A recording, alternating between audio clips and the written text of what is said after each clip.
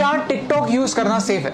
कुछ ही दिनों पहले TikTok crossed 1 billion downloads world wide. इसका मतलब है कि 1/7 of the world population is using TikTok. इस ऐप पर किस टाइप का कंटेंट होता है, वो क्या सोशल मैसेज देता है, वो अच्छा है या नहीं, ये सब बात की बात है। Right now I want to share with you something very dangerous that I discovered about TikTok. You think that I am making sense? इस वीडियो को शेयर जरूर कीजिए, क्योंकि इस वीडियो से किसी ना किसी को हेल्प हो सकती है। आज एक्चुअली मैं बहुत एडवेंचरस फील कर रहा था, तो मैंने टिकटॉक डाउनलोड किया और मुझे एक काफी अजीब चीज रियलाइज हुई। यू सी, जब आप कोई वीडियो रिकॉर्ड करने की कोशिश करते हैं, तब टिकटॉक आपसे आपकी कैमरा की, ऑडियो रिकॉर्ड करने की और SD कार्ड एक्सेस करने की परमिशन मांगता है। ये सारे परमिशंस मांगना बहुत सारे ऐप्स में कॉमन होता है, लेकिन प्रॉब्लम उस चीज की है जिसकी परमिशन टिकटॉक आपसे मांगता नहीं है, लेकिन फिर भी डेटा आपसे चुराता है। That's your location.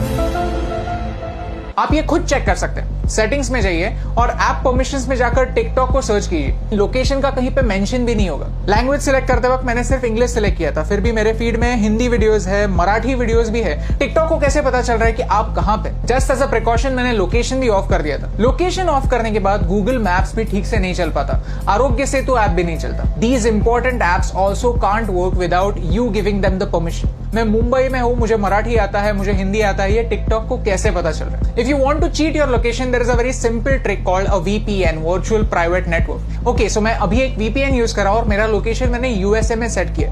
On YouTube all the ads that I am getting over here are from the US। So मैंने YouTube को ट्रिक कर दिया। एज यू कैन सी मेरा हॉटस्टार नहीं चल रहा है, और मजे की बात यह है कि अगर मैं टिकटॉक पे जाता हूं तो I can see all the same videos. So how is TikTok doing it? I found the answer.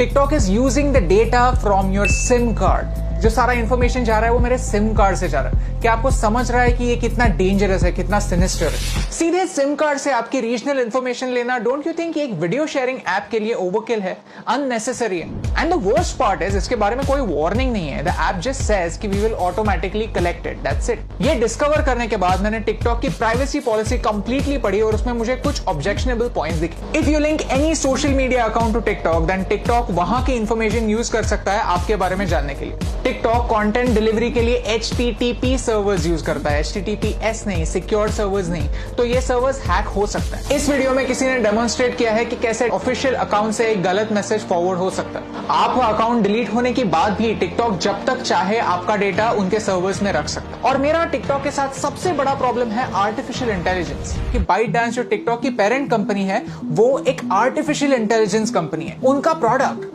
Content creation का प्लेटफॉर्म नहीं है, उनका प्रोडक्ट है algorithm. You see, China wants to be a superpower in AI by 2030. Computer की भाषा क्या होती है? Zeros and ones, binary.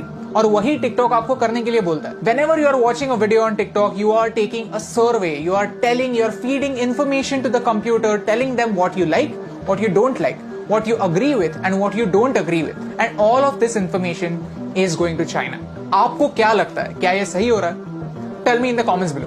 In social media, artificial intelligence changes the game completely.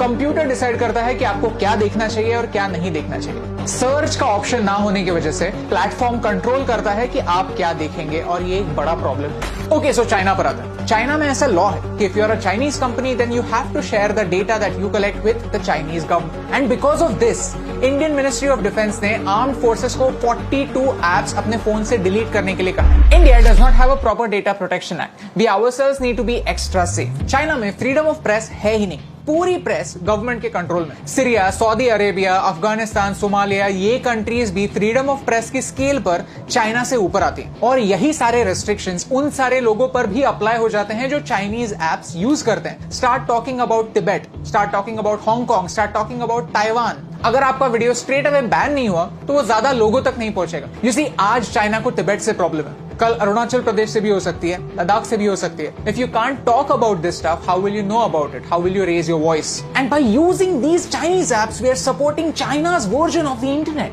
Privacy on the internet is a myth. हम जब भी कोई service free में यूज करते हैं तो हम उनके प्रोडक्ट होते हैं, हमारा डेटा हमारी करेंसी होता है। शुड यू डिलीट टिकटॉक और any other app for that matter?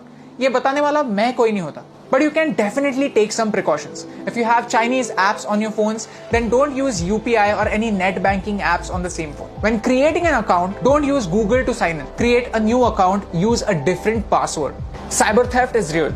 Keep changing your passwords and keep your emails safe. If you go to haveibeenpawned.com, you can find out whether your personal information has been breached. All I want to say is this is not TikTok versus YouTube. I am giving you TikTok's example because TikTok is popular and you can check it yourself. If you are a TikTok creator, then this concerns you more than me because आपका data ज्यादा share हो रहा है. It's important for you to know कि China के products को सस्ता मत समझिए, चाइना के एप्स को फ्री मत समझिए because everything comes at a cost. My question is, can you pay the price?